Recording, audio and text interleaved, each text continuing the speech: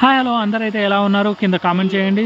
So ఈరోజైతే మేము నల్గొండ పోడు పనికైతే వెళ్ళిపోతున్నాము. వెళ్ళే దారిలో అయితే మాకు పరిగెత్తుకుంటూ వెళ్తున్న ఒక ఎద్దైతే కనిపించింది. చాలా భయమేసింది, ఎందుకంటే బండిని ఎక్కడైతే కొట్టేస్తే మేము ఎక్కడైతే పొదల్లో పోయి పడతామో అని చాలా భయమేసింది. కానీ తీరా చూస్తే ఏంటంటే ఈ ఎద్దు ఒక ఆవు కోసం అయితే పరిగెడుతుంది, ఎందుకంటే లవర్స్ అనుకుంటా.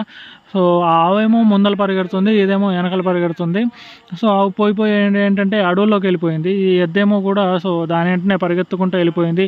ఈరోజు ఆవు సంగతి ఎట్లాగైనా చూడాలనుకుంటూ దాని అంటే పరిగెత్తుకుంటూ వెళ్ళిపోతుంది. మేమైతే పని ప్లేస్కి అయితే వచ్చేసాము. చెప్పాను కదా నేనైతే మీకు అడవిలో ఉన్న మంచి మంచి లొకేషన్స్ అయితే చూపిస్తానని. చూశారు కదా, ఇది మొత్తం అడవి. ఈ మొత్తం గిన్నె చెట్లు దాదాపుగా 1000కి పైగానే ఉన్నాయి. ఇక్కడ లొకేషన్ అయితే చాలా అంటే చాలా బాగుంది. కావాలంటే మీరు కూడా చూడండి. ఎంత బాగుందంటే అంత బాగుంది. ఓకేనా. ఇక్కడైతే మాకు బొంగులు అయితే పడి ఉన్నాయి. ఈ బొంగులు సిందరబందరగా అయితే పడి ఉన్నాయి. వాటిని అన్నిటిని మేము మూట కట్టి అయితే దాన్ని తీసుకొని బయటికి వెళ్ళాలన్నమాట. ఇదిగో చూశారు కదా, తీసుకొని ఇదిగో అక్కడ కొంచెం అక్కడ ఒకటి పడేసుకుంటూ వెళ్ళిపోయాము. వీళ్ళైతే ముందే వచ్చేసారు, నేనైతే వెనకాల నుండి చూశారు కదా మోసుకుంటూ వస్తున్నాను అలా. మా మేస్త్రి బాబాయ్.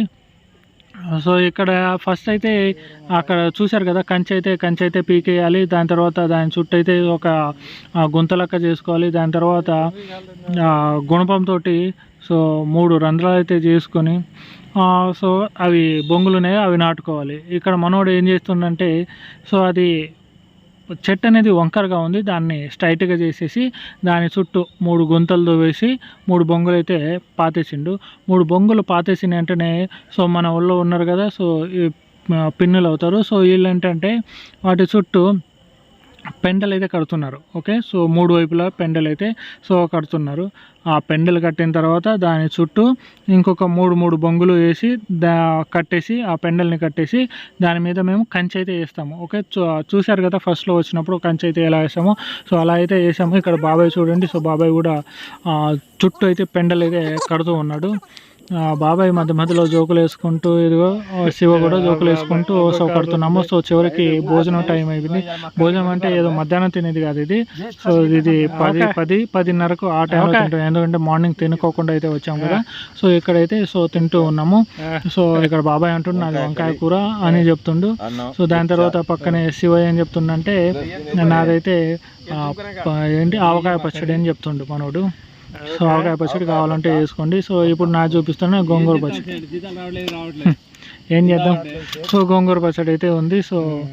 హ్యాపీగా అయితే అందరం ఒకళ్ళ కూరలో ఒకళ్ళు వేసుకొని హ్యాపీగా అయితే తినేసి మళ్ళీ వర్క్ ప్లేస్కి అయితే వెళ్ళిపోయాము. చూశారు కదా, ఈ ముళ్ళ కంచెల అటు నుండి అయితే లాక్కొని దాదాపు 1 కిలోమీటర్ లాక్కొని వచ్చాము. మళ్ళీ దాని తర్వాత ఈ ప్లేస్కి అయితే వచ్చేసి నేనైతే రెస్ట్ తీసుకోవడం జరిగింది. చూశారు కదా, అది ఒక తీగ, ఆ తీగ మీద నేను పడుకొని ఉయ్యాలో ఊపుతున్నట్టయితే నేను హ్యాపీగా అయితే పడుకున్నాను. టైం ఇప్పుడు ఎంత అవుతుందంటే 12:30 అవుతుంది. బాగా ఎండ కొడుతుంది, బాగా అలసిపోయాము. మార్నింగ్ 6 నుండి 12:30 వరకు వర్క్ చేసి అయితే బాగా అలసిపోయాము.